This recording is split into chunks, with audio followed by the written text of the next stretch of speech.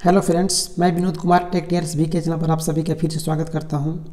दोस्तों, आज हम करंट अफेयर्स 2020 का पार्ट 5 लेकर आए हैं। यदि आपने इसके पिछले पार्ट्स को नहीं देखे हैं तो इस वीडियो के डिस्क्रिप्शन में हमने उन 4 पार्ट्स का लिंक दिया है, आप वहां से जा करके उन वीडियो को ज़रूर देख लें। यदि आप आने वाला NTPC, group D, Bihar SI PT mains या BSSC मेंस या DRDO MTS का एग्ज़ाम देने वाले हैं तो यहाँ से आपके करंट अफेयर्स के सेक्शन में बहुत सारे क्वेश्चन देखने को मिल सकते हैं। चलिए इस वीडियो को हम यहाँ पर स्टार्ट करते हैं।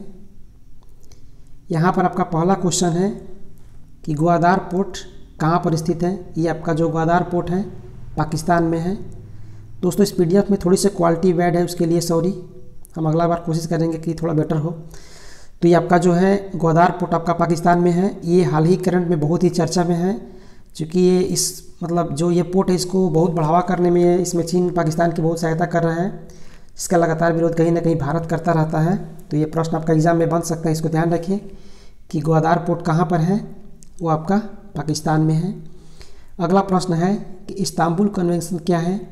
ये आपका महिलाओं और घरेलू हिंसा के विरुद्ध रोकथाम हेतु यूरोपीय समझौता, यानी इस्तांबुल कन्वेंशन जो आपका है ये एक यूरोपीय समझौता है, जिसमें महिलाओं और उनके ऊपर जो घरेलू हिंसा होता है उससे संबंधित एक संस्था है, एक ये कन्वेंशन है जो सबको रोक लगाता है। अगला आपका प्रश्न है कि पोलैंड की राजधानी कहाँ पर है। इसको ध्यान रखें, पोलैंड की राजधानी आपका वार्सा है और वहाँ की मुद्रा जो है जलोती है। चलिए अगला प्रश्न देखते हैं।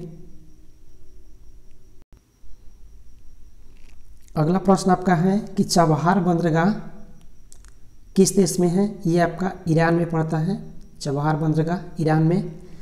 इसको ध्यान रखें, ये भी आपका जो इस समय जो करंट चल रहा है उसमें कहीं ना कहीं चर्चा में है। तो आपकी इस तरह से स्टैटिक जीके बनते हैं जो कहीं ना कहीं करंट में चर्चा में रहते हैं और वो प्रश्न आते हैं। तो ध्यान रखें, चबहार बंदरगाह ईरान में है और ग्वादार पोर्ट आपका पाकिस्तान में है। अगला प्रश्न आपका है कि मरीन विवाद का संबंध किससे है। ये इटली से है। इटली और भारत के बीच मरीन विवाद चलता है। अगला प्रश्न आपका है कि हाल ही में संयुक्त राष्ट्र संघ की कौन सी वर्षगांठ मनाई गई। ये आपका 75वां वर्षगांठ मनाया गया। इसकी स्थापना कब हुई थी तो 24 अक्टूबर 1945 को, जो कि 2020 में इसका 75वां स्थापना दिवस मनाया गया। और इसका मुख्यालय याद रखें कहाँ पर है, न्यूयॉर्क में, संयुक्त राष्ट्र संघ का। और इसके सदस्य देशों की बात करें तो अभी तक इसके 193 देश सदस्य हो चुके हैं। और 193वां देश की बात करें तो आपका दक्षिण सूडान है, जो कि 2011 में इसका सदस्य बना है। और यहाँ से आपका प्रश्न एक बनता है, दक्षिणी सूडान की राजधानी याद रखें वो जुब्बा है। चलिए अगला प्रश्न देखते हैं, प्रश्न संख्या 7।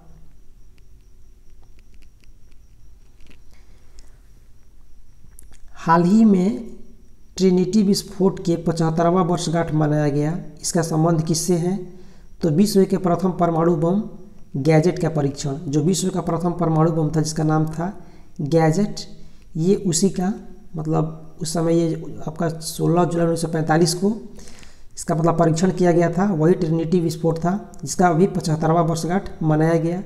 और यहाँ पर एक प्रश्न बनता है आपका कि मैनहट्टन परियोजना का संबंध किससे है। तो ध्यान रखें, ये उससे रिलेटेड है, पहला परमाणु बम का परीक्षण। और परमाणु बम का आविष्कार याद रखें जे ओपेनहीमर को ध्यान रखें, इनका नाम ओपेनहीमर याद रखें। अगला प्रश्न आपका है कि शस्त्र व्यापार संधि कब लागू हुई थी। ये आपका 24 सितंबर 2014 को लागू हुआ था। और अभी तक इसके कितने सदस्य हैं जिन्होंने इसकी पुष्टि की है तो 130 ऐसे देश हैं जिन्होंने इस संस्था के लिए अपनी पुष्टि दे दी है। और अभी आपका जो है 2020 में चीन इसमें पुष्टि देने की योजना कर रहा है। और ध्यान रखें यहाँ पर कि भारत इसकी पुष्टि नहीं करता है, यानी शस्त्र व्यापार संधि जो है 2014 से लागू है, इसमें भारत शामिल नहीं है। चलिए अगला प्रश्न देखते हैं। अगला प्रश्न आपका है प्रश्न संख्या 9। अब तक भारत संयुक्त राष्ट्र संघ सुरक्षा परिषद का अस्थायी सदस्य कितनी बार चुना जा चुका है। तो ये आपका अब तक 2020 तक 8वीं बार चुना जा चुका है। संयुक्त राष्ट्र सभा का जो सुरक्षा परिषद है उसका 8 बार सदस्य चुना जा चुका है। और इसका जो चुनाव होता है वो महासभा के द्वारा होता है। यहाँ से प्रश्न ये भी बनता है आपका कि अस्थायी सदस्यों का चुनाव कौन करता है तो महासभा करता है। दोस्तों, थोड़ा सा इसमें PDF बैड क्वालिटी के लिए सॉरी। अगला बार से हम कोशिश करेंगे कि आपका PDF स्पष्ट रूप से हो। यहाँ आपका प्रश्न है प्रश्न संख्या 10। अंतरिक्ष सौर्य गठबंधन की स्थापना कब हुई थी। तो ये आपका अंतर्राष्ट्रीय, सॉरी अंतरिक्ष यहाँ मिस्टेक है, अंतर्राष्ट्रीय सौर गठबंधन की स्थापना कब हुई थी? तो ये आपका 2015 के पेरिस में हुआ था। उस समय भारत के प्रधानमंत्री नरेंद्र मोदी जी तथा फ्रांस के राष्ट्रपति इमैनुअल मैक्रोन के द्वारा 2015 में अंतर्राष्ट्रीय सौर गठबंधन की स्थापना की गई थी। इस प्रश्न को ध्यान रखें। अगला प्रश्न आपका है कि अरब जगत का पहला परमाणु संयंत्र शुरू किया गया, उसका नाम क्या है? तो उसका नाम है आपका बराका, जो कि संयुक्त अरब अमीरात यानी UAE की राजधानी जो अबू धाबी है वहीं पर आपका ये बना है अरब जगत का पहला परमाणु संयंत्र, जिसका नाम है बराका। और इसका अर्थ पूछा जा सकता है कि बराका का हिंदी में अर्थ क्या है? तो इसको याद रखें, आशीर्वाद। चलिए अगला प्रश्न देखते हैं।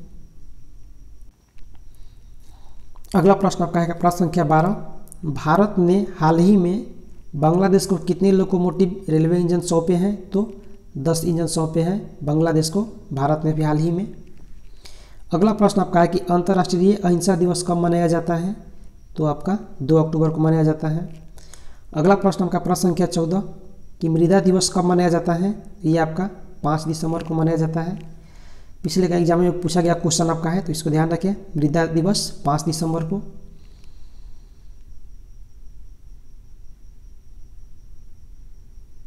अगला प्रश्न आपका है प्रश्न संख्या 15 कि विश्व सेना दिवस कब मनाया जाता है? ये आपका है विश्व सेना दिवस 9 नवंबर को मनाया जाता है। सॉरी दोस्तों, ये आपका सेना नहीं, यहाँ पर आपका विश्व सेवा दिवस है। विश्व सेवा दिवस, service day, world service day, ये आपका है 9 नवंबर। अगला प्रश्न आपका है प्रश्न संख्या 16 मई 2020 में सबको रोजगार मिलेगा योजना की शुरुआत किस राज्य ने की है? सबको रोजगार ये आपका मध्य प्रदेश ने किया है। अगला प्रश्न प्रश्न संख्या 17 है आपका कि राष्ट्रीय उत्पादकता दिवस कब मनाया जाता है? ये आपका 12 फरवरी को मनाया जाता है। और अगला प्रश्न प्रश्न संख्या 18 है कि इंटरनेशनल कमीशन ऑफ ज्यूरिट्स का मुख्यालय कहाँ पर है? ये आपका जिनेवा में है, स्विट्जरलैंड के जिनेवा में पड़ता है आपका अंतर्राष्ट्रीय commission of international commission of jurists का मुख्यालय आपका जिनेवा में। चलिए अगला प्रश्न देखते हैं। अगला प्रश्न आपका प्रश्न संख्या 19 विश्व रेडियो दिवस कब मनाया जाता है? याद रखें 13 फरवरी को प्रत्येक साल विश्व रेडियो दिवस मनाया जाता है। अगला प्रश्न आपका है कि अमित दाहिया का संबंध किस खेल से है? तो इनका संबंध जो है अमित दाहिया ये जैवलिन थ्रो यानी भाला फेंक से इनका संबंध है। हाल ही में अंतर्राष्ट्रीय डोपिंग एजेंसी ने इनके ऊपर 4 साल के लिए बैन लगा दिया है। तो कहीं ना कहीं यहाँ से आपका प्रश्न बन सकता है कि अमित दाहिया का संबंध किस खेल से है? तो जैवलिन थ्रो यानी भाला फेंक से। अगला प्रश्न प्रश्न संख्या 21 है कि 2020 में किस शहर में अंतर्राष्ट्रीय न्यायिक सम्मेलन मनाया गया? अंतर्राष्ट्रीय न्यायिक सम्मेलन तो ये आपका नई दिल्ली में मनाया गया है। अगला प्रश्न है प्रश्न संख्या 22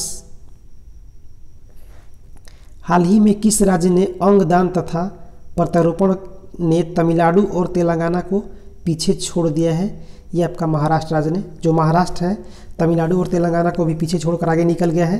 किस चीज़ में? तो अंगदान और प्रत्यारोपण सक्सेस में। अगला प्रश्न आपका प्रश्न संख्या 23 भारत ने किस राष्ट्रीय उद्यान में पहली बार जानवरों के लिए संगरोग सुविधा स्थापित की है? ये आपका जिम कॉर्बेट पार्क, तो ये आपका कहाँ पड़ता है? तो उत्तराखंड में। तो ये प्रश्न कहीं ना कहीं आपका बन सकता है कि जिम कॉर्बेट नेशनल पार्क कहाँ पर है? तो ये आपका उत्तराखंड में है। चलिए अगला प्रश्न देखते हैं प्रश्न संख्या 24। अगला प्रश्न आपका है कि विश्व प्रसन्नता दिवस कब मनाया जाता है? तो ये आपका 20 मार्च को मनाया जाता है। और अगला प्रश्न है कि अंतर्राष्ट्रीय खगोल विज्ञान दिवस कब मनाया जाता है? ये प्रत्येक साल 2 मई को मनाया जाता है अंतर्राष्ट्रीय खगोल विज्ञान दिवस। तो दोस्तों अगर आपको वीडियो अच्छा लगा तो प्लीज़ वीडियो को लाइक कीजिए, शेयर कीजिए और चैनल को अभी तक आपने सब्सक्राइब नहीं किया है तो चैनल को सब्सक्राइब करके बेल आइकन को प्रेस जरूर कर लें ताकि हमारे हर वीडियो का नोटिफिकेशन आपके पास पहुंचता रहे। ये वीडियो देखने के लिए आपका बहुत बहुत धन्यवाद। आपका दिन शुभ हो।